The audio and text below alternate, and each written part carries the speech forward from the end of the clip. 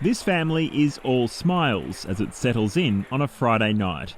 But just a few months ago, their situation was very different when all four contracted coronavirus. हम सोच रहे हैं भी hospital जाएंगे तो We thought it would be better to stay home instead of going to hospital. You wouldn't survive in a hospital. I couldn't stand properly. I was vomiting and shivering. I lay down on the ground in hospital. So many patients weren't getting admitted because beds weren't available. That was back in May, when Mumbai's hospitals were overwhelmed as the virus tore through its densely populated neighbourhoods. A lot has changed since then. The hospitals have spare capacity.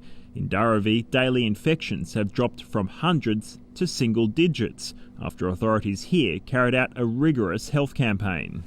World focus was on Dharavi because it is the Asia's largest slum.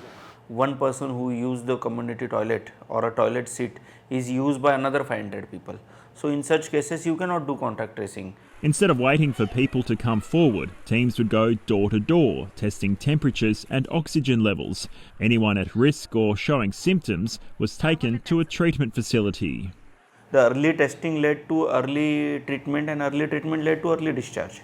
But the pandemic has now spread to the remote corners of India.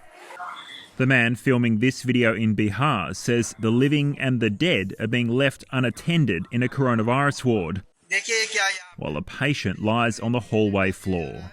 Containment has not worked. Virus is spreading. There's debate why Mumbai's slums are now faring well. One recent survey, where blood samples were taken, showed more than half the residents had developed coronavirus antibodies, meaning they'd already contracted the virus. Well, I think Dharavi has reached herd immunity stopped.